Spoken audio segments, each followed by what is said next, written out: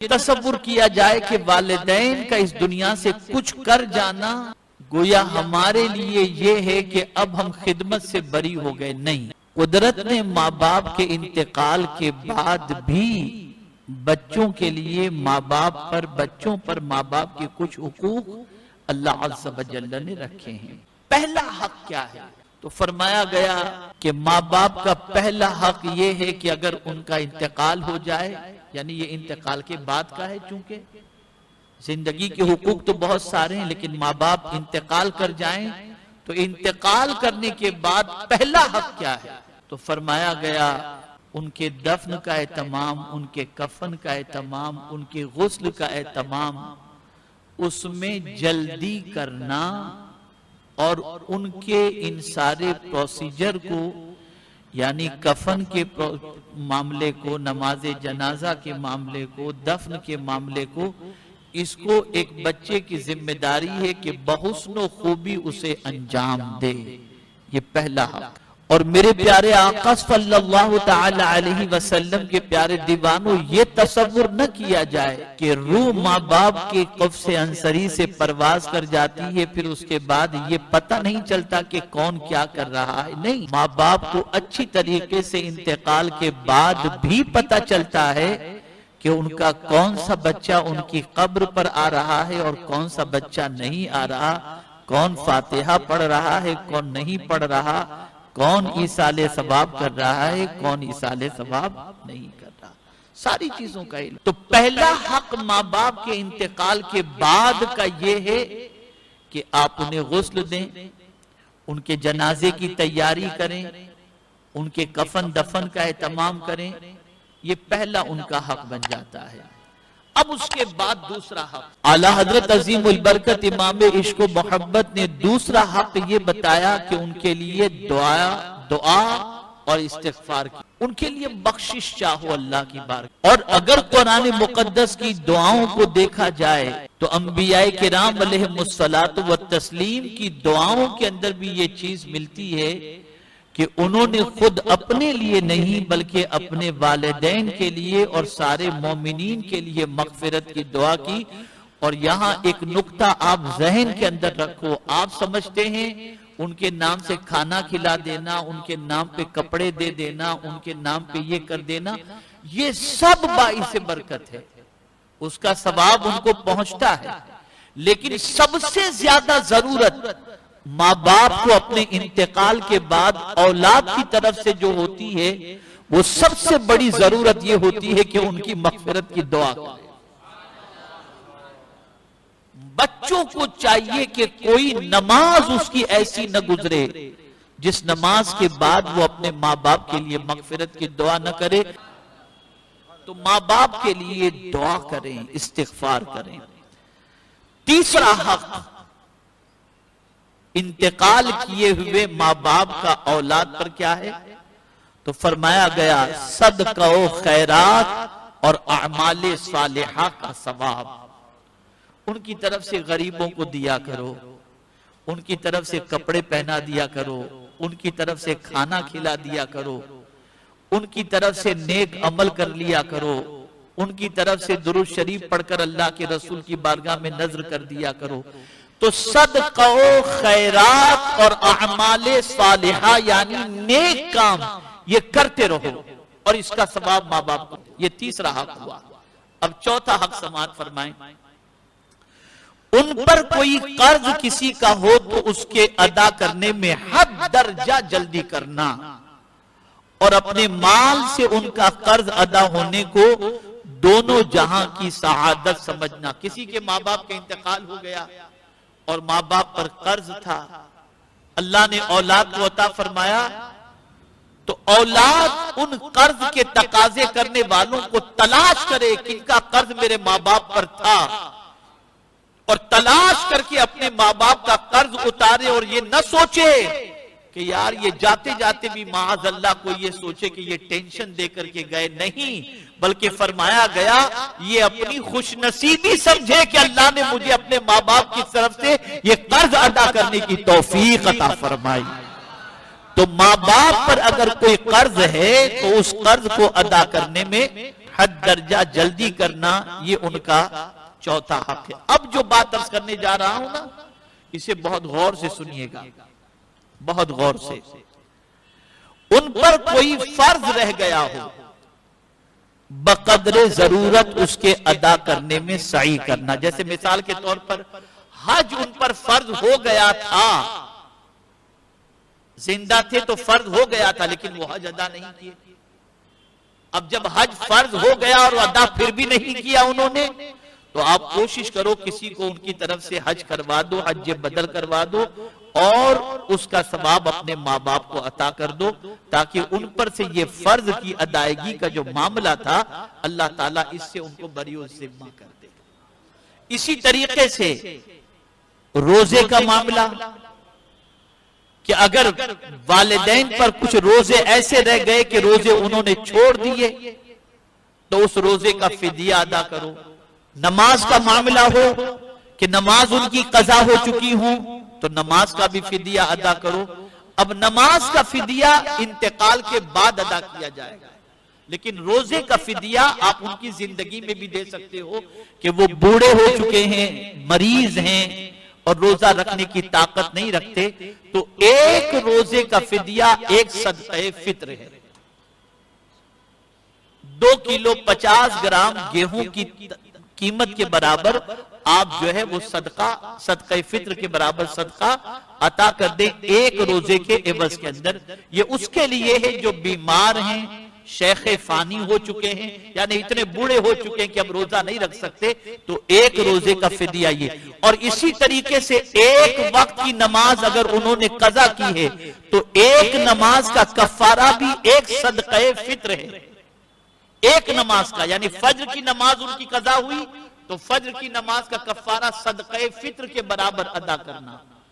ظہر کی قضا ہوئی ہے تو صدقہ فطر، اور 5 وقت کی نماز مت پکڑنا، 6 وقت کی نماز، اس لیے کہ وطر کا بھی فدیہ ادا کرنا پڑے گا، وطر کا بھی فدیہ ادا کرنا پڑے گا۔ تو اگر ماں باپ کی نمازیں قضا ہو چکی ہیں اور ان کی نمازوں کو اگر آپ چاہتے ہیں کہ اللہ عز و جل کی بارگاہ کے اندر، پروردگار جل جلالہ کی بارگاہ میں ان سے جو ہے ان نمازوں کے بارے میں پرسش نہ ہو اور اللہ کرم فرما کر ان کو اس فرض پر جو ہے مواخذہ نہ فرمائے، تو آپ ان کی طرف سے فدیہ ایک نماز کا ایک صدقہ فطر دے کر یہ فدیہ ادا کر دیں، اللہ تعالیٰ ان کو بری و ذمہ فرما دے گا۔ ٹھیک ہے نا؟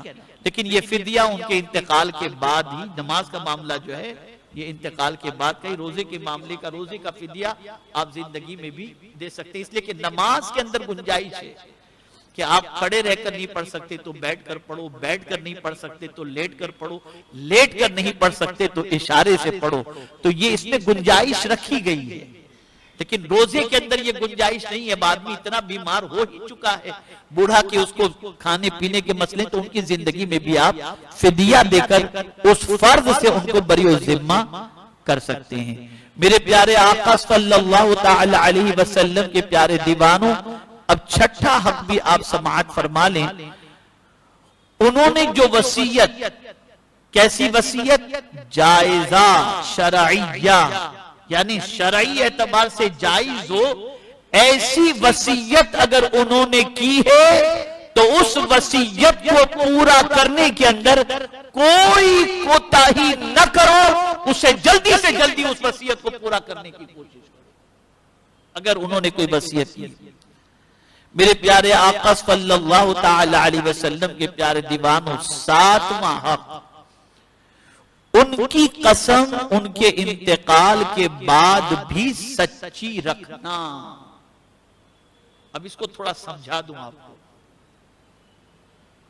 کسی سے ملنا ان کو پسند نہیں تھا، فلاں آدمی بیٹا تم کو نہیں معلوم وہ تمہارا دشمن ہے، اس سے مت ملنا، اور ان سے ملنا تمہارے ماں باپ کو ناپسند تھا، تو یہ نہیں کہ وہ جب تک زندہ تھے تب تک نہیں ملتے تھے اور وہ انتقال کر گئے تو اب ان سے ملنا آپ نے شروع کر دیا، اب تو ماں باپ کا انتقال ہو گیا۔ نہیں، انہوں نے جس چیز کے بارے میں تمہیں کہہ دیا تھا زندگی کے اندر جو تم کو ناپسند تھا، آپ اس کام سے پرہیز کرو اور ایسے لوگوں سے ملنے سے گریز کرو۔ میں بھی آج تک الحمدللہ ایسے 2 لوگ ہیں جن کے بارے میں میری ماں نے وصیت کیا تھا، میری والدہ نے، میں آج تک ان سے پرہیز کرتا ہوں. بہت کوششیں کی گئی لیکن میں نہیں مان رہا ہوں، اس لیے کہ مجھے معلوم ہے میں ملوں گا تو میری والدہ کو قبر میں تکلیف پہنچے گی، اور ان کا ملنا اپنی جگہ پر، والدین کا مقام اپنی جگہ پر، اسے ذہن میں رکھیے آپ. تو میرے پیارے آقا صلی اللہ تعالی علیہ وسلم کے پیارے دیوانوں، اس چیز کو خاص طور پر ذہن میں رکھیں. 8واں حق، ہر جمعہ کو ان کی زیارت قبر کے لیے جانا. اگر شہر میں ہے ان کی قبر تو کوشش کریں کہ ہر جمعہ کو ان کی قبر کی زیارت کے لیے جائیں، اور وہاں جا کر کیا کریں؟ یاسین شریف اتنی آواز سے پڑھیں کہ قبر کے اندر ان تک آواز پہنچے، اس طریقے سے پڑھیں. اب اس کا فائدہ کیا ہوگا؟ حدیث مبارکہ میں آقا کریم صلی اللہ تعالی علیہ وسلم نے ارشاد فرمایا، جب کوئی شخص کسی کی قبر پر یاسین شریف کی تلاوت کرتا ہے تو اللہ اس کے عذاب کے اندر تخفیف فرما دیتا ہے، اور جتنے قبرستان کے اندر مردے آرام کر رہے ہیں سب کے برابر ثواب عطا فرماتا ہے.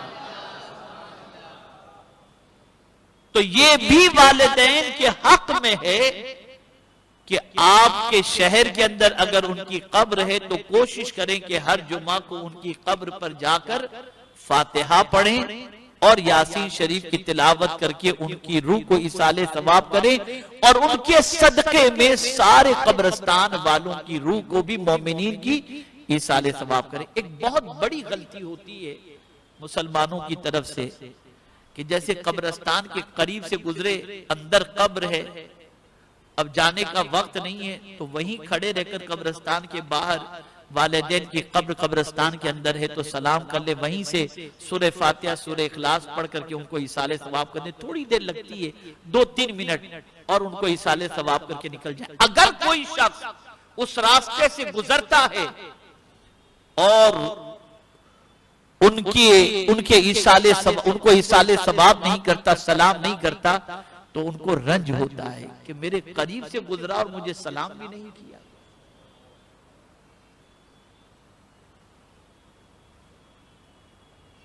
میں صرف آپ کی ترغیب کے لیے بتاتا ہوں. میں کبھی کبھی گجرات پروگرام میں جاتا ہوں تو بسا اوقات ویراول اور ان طرف پروگرام ہوتا ہے تو میں شام کے ٹائم پہ پہنچتا ہوں، اور پروگرام والے ضد کرتے ہیں کہ بھئی آپ کہیں نہ جائیں، جائیں گے آئیں گے ٹائم ہو جائے گا، رات کو تقریر کرتے. میرے والد کی قبر جو ہے وہ جوناگڑھ کے اندر ہے. میں رات کو 2 بجے بھی قبرستان پہنچ کر کے میرے والد کے یہاں فاتحہ پڑھتا ہوں. میں کبھی مس نہیں کرتا. اور اس طرف کہیں بھی سفر میں جاتا ہوں تو میری کوشش رہتی ہے چاہے رات کے کتنے بجے کیوں پہنچوں، لیکن میں ضرور وہاں پر حاضری دیتا ہوں. اور وہاں پروگرام لینے والے شیڈول میں یہ چیز شامل کر لیتے ہیں کہ حضرت جوناگڑھ تو ضرور جائیں گے والد صاحب کے یہاں، تو پروگرام میں اس چیز کو بھی ترتیب دے دیتے ہیں اور پوچھتے ہیں کہ پہلے جائیں گے کہ بعد میں جائیں گے. تو یہ ساری چیزیں بہت ضروری ہیں. تو میرے پیارے آقا صلی اللہ تعالی علیہ وسلم کے پیارے دیوانوں، والدین کی قبر کی زیارت کے لیے جانا اور راستے میں ان کی قبر آئے تو ان کو سلام پیش کرنا اور ان کے لیے دعائے مغفرت کرنا، یہ بھی ان کا حق ہے. اب 9واں حق، ان کے رشتہ داروں کے ساتھ عمر بھر نیک سلوک کرنا. یعنی ماں باپ کے رشتہ دار، باپ کے رشتہ دار، ماں کے رشتہ دار، دونوں کے رشتہ داروں کے ساتھ زندگی بھر حسن سلوک کرنا، یہ اپنی زندگی میں آپ کو شامل کرنا پڑے گا. یہ نہیں کہ آج چچا سے رشتہ توڑ دیا، کل ماموں سے رشتہ توڑ دیا اور سوچے کہ اب کہاں ابا امی ہے کہ یہ رشتہ رکھنا ضروری ہے. نہیں، آپ جب چچا سے رشتہ رکھو گے، ماموں سے رشتہ رکھو گے اور ان کے ساتھ اچھا سلوک کرو گے تو اس سے ماں باپ کو اپنی قبر کے اندر راحت نصیب ہوگی. پتہ چلا مرنے کے بعد بھی کوئی ایسا کام نہیں کرنا جس سے والدین کو قبر کے اندر تکلیف پہنچے، بلکہ ان کے انتقال کے بعد بھی ایسا کام کرنا ہے جس سے ان کو قبر کے اندر راحت نصیب ہو جائے. 10واں حق، ان کے دوستوں کے ساتھ دوستی نبھانا اور ان کا احترام کرنا. اکرام کا لفظ آیا ہے حدیث شریف کے اندر. اکرام کا لفظ کہ ان کے دوستوں کے ساتھ عزت سے پیش آنا, ان کا احترام کرنا. لیکن اگر کوئی شخص اپنے ماں باپ کے دوستوں کے ساتھ اچھا سلوک کرتا ہے, مثال کے طور پر والد کا کوئی دوست پریشانی میں گرفتار ہے, آپ نے ان کی مدد کر دی, وہ آپ کے یہاں آئے, آپ ان کے احترام میں کھڑے ہو گئے, آئیے آپ بیٹھیں, تشریف رکھیں, آپ تو میرے والد کے جگری دوست تھے, تو ان کے ساتھ اچھا سلوک کرنا, اس سے ماں باپ کو قبر کے اندر راحت نصیب ہوتی ہے. میرے پیارے آقا صلی اللہ تعالی علیہ وسلم کے پیارے دیوانوں, یہ 10واں حق ہے. اب 11واں حق بھی آپ سنیں, اس لیے کہ یہ مسلم محلے والوں کے لیے بہت زیادہ ضروری ہے, جہاں مسلمان بہت بڑی غلطی کرتے ہیں. 11واں حق یہ ہے, کبھی کسی کے ماں باپ کو برا کہہ کر جواب میں اپنے ماں باپ کو برا نہ کہلوانا. حضور صلی اللہ علیہ وسلم فرماتے ہیں کہ ایک زمانہ آئے گا لوگ اپنے ماں باپ کو گالی دیں گے. تو صحابہ کرام علیہ الرضوان نے عرض کیا, یا رسول اللہ صلی اللہ تعالی علیہ وسلم, بھلا کوئی اپنے ماں باپ کو گالی دے گا؟ سرکار صلی اللہ علیہ وسلم نے فرمایا, ہاں, اگر کوئی شخص کسی کے ماں باپ کو گالی دے گا تو جواب میں وہ شخص بھی اس کے ماں باپ کو گالی دے گا. اگر وہ گالی نہ دیتا تو جواب میں اس کے ماں باپ کو گالی نہ پڑتی. تو یہاں سے یہ بات سمجھ میں آئی, کسی کے ماں باپ کو آپ گالی نہ دو, کسی کے ماں باپ کو برا بھلا نہ کہو, ورنہ وہ جواب میں تمہارے ماں باپ کو بھی گالی دے گا اور تمہارے ماں باپ کو برا بھلا کہے گا, جس کی وجہ سے تمہارے ماں باپ کو قبر کے اندر تکلیف پہنچے گی. اور اب جو بات عرض کر رہا ہوں یہ آخری حق ہے, 12واں حق, اور اسے بہت اچھی طریقے سے دل و دماغ کے اندر محفوظ کر لیں. 12واں حق یہ ہے کہ ان کے انتقال کے بعد گناہ نہ کریں اور ہر گناہ سے خود کو بچائیں, اس لیے کہ جب بچہ ان کے انتقال کے بعد گناہ کرتا ہے تو قبر میں ان کے ماں باپ کو تکلیف پہنچتی ہے.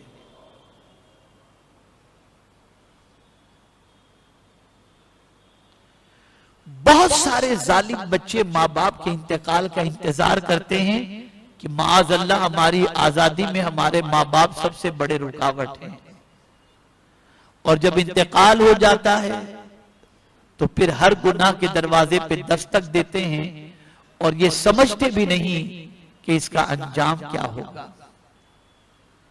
میرے پیارے آقا صلی اللہ تعالی علیہ وسلم کے پیارے دیوانوں, ہفتے میں 2 مرتبہ ماں باپ کے پاس بے بچوں کے اعمال پیش کیے جاتے ہیں. جن کا انتقال ہو گیا قبر کے اندر ماں باپ کے اعمال پیش کیے جاتے ہیں. جب ماں باپ اپنے بچوں کو نیکیاں ان کے اعمال میں دیکھتے ہیں تو خوش ہوتے ہیں اور دوسروں کو بتاتے, دیکھو یہ میرے بچے نے کام کیا ہے. اور اگر بچے نے گناہ کیا اور نافرمانی کی تو ماں باپ شرم سے اب قبر کے اندر پریشان ہوتے ہیں اور ان کو دلی تکلیف پہنچتی ہے. تو اے رسول اعظم صلی اللہ تعالی علیہ وسلم کے پیارے دیوانوں, یہ نہیں کہ ماں باپ کے انتقال کے بعد آپ ماں باپ کو خوش اور ماں باپ کو غم, اس کے بارے میں فکر نہ کریں, بلکہ ماں باپ کے بارے میں یہ چیز ذہن کے اندر رکھیں کہ انتقال کے بعد بھی بچوں کے اعمال ان کے سامنے پیش کیے جاتے ہیں. اچھے اعمال سے وہ خوش ہوتے ہیں اور برے اعمال سے وہ رنجیدہ ہوتے ہیں.